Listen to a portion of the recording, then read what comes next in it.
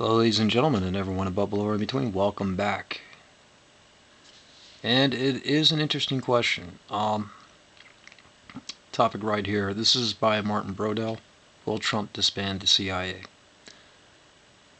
The last time we've heard of any of this kind of talk in politics was the JFK years, which immediately puts a lot of people on edge. All right, and it's a question that should be brought up because right here you're looking at rape and homicide rates in the United States 1973 to 2008. Source data from FBI Uniform Crime Reports and National Crime Victimization Survey. U.S. Bureau of Justice Statistics 2009. This is before Barack Obama years of all the school shootings, all the school car attacks, all the terrorist shootings and terrorist attacks, all the just all the protests, the cop killers, just before all that mess. You know what I mean? Straight up, you got to wonder where exactly are our tax dollars going to? If after 9/11, because of Bush we had the Patriot Act, so all of our emails and all of our phone calls are recorded by these alphabet soup agency folks. Almost everything's monitored, tracked, and blah blah blah.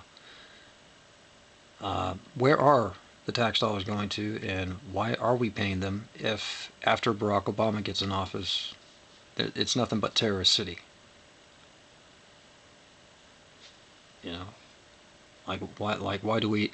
Why on earth are we getting rid of our right to privacy if these guys can't even take care of a guy or investigate a guy that turns himself in?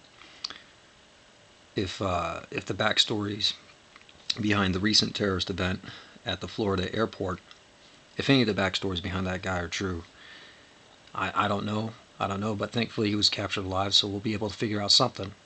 But supposedly he turned himself into the FBI, and nothing happened. They released him. You know what I'm saying? So after that, yeah, you really start wondering, do we need these guys? Because I remember the Boston bombers, the first Boston bombers. We got tipped off by, I think it was Russia, of all the people. I think we got tipped off by Russia on that event before it happened. And again, instead of there being arrests or investigations or anything, no, there was a bombing event, and there was fatalities. There were casualties, and there were people being sent to the hospital.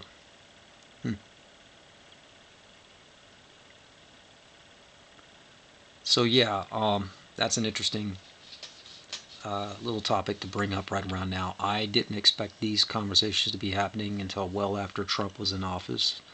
What I mean by that is after his inauguration. Why they keep coming up this early, I don't know, but I guess it's one of those discussions that has to be had, because if you're like me, you look at the stats. Looks like between 1995 and early 2000, it looks like everybody had a good idea there. It looks like everybody was raised right. You know what I'm saying? So, gotta wonder, what were we doing different? What were we doing different? You know what I mean? And I suspect it's because we had privacy, because we were able to go off and create our own businesses, go off and invent our own devices or products or services, because the sky was the limit. Nobody could tell you no.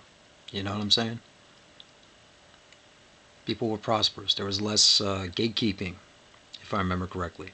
And I'm just going to stick to the business end. I'm not even going to bother with intelligence or information or national defense or any of that nonsense that, frankly, it's not my job. It's not my bag. I'm not even going to get into it. But I will look at the business end of what we were doing different. Because I'll tell you, from what I understand, things were going good before the 9/11 attacks and the Patriot Act. Things were going pretty good. So long as you were willing to jump through the hoops of school, of whatever school, and get your credentials, you could do whatever the heck you wanted. You could just pick your salary and just go for it. Just do it. Just go from there. You know what I mean? How many years of school do you want to go into? 2 years? Well, the best you could do is, like, I think 45 to 50, maybe even 60 grand a year, and that's it. But if you wanted to make 100 grand a year, that was going to take 6 to 8 years of college. Either which way. So depending on how much you wanted to go into debt, getting your degrees or whatever, that was pretty much how much you were going to be making a year. You know what I mean? Roughly. But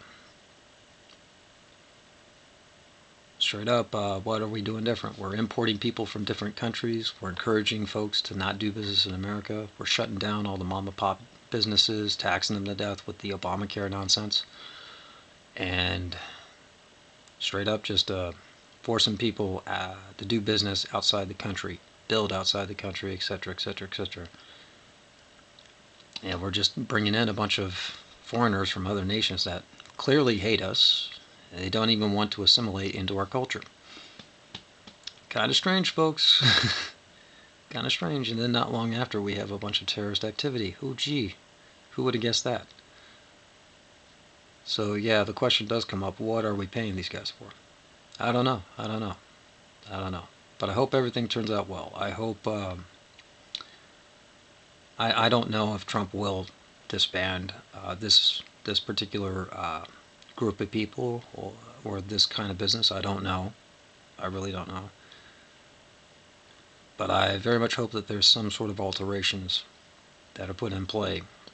And I suspect we, at least on the business end, as far as working for a living and making your own money, finding your own prosperity, I think that will get cleared up real quick.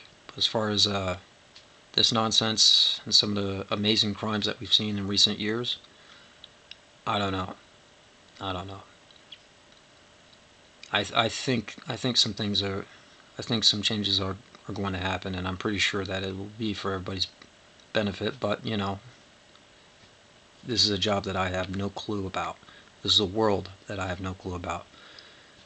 And Mr. Brodell here, he asked the question, and he poses the question. He's like, you know what? What if we the American people were to see what they've been doing? I'm willing to bank that we wouldn't like it.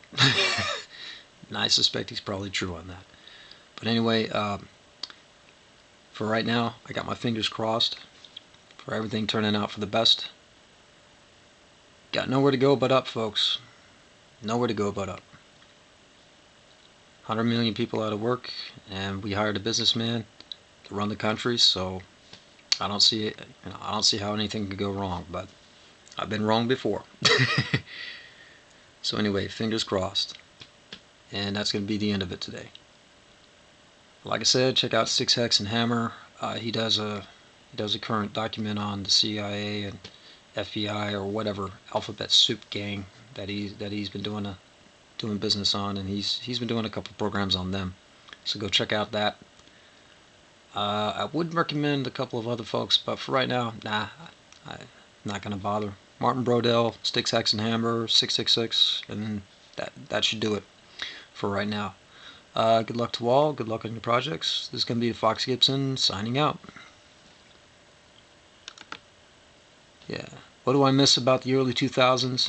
Yeah, I miss the Y2K parties. That's what I miss the most. I miss everybody wishing each other well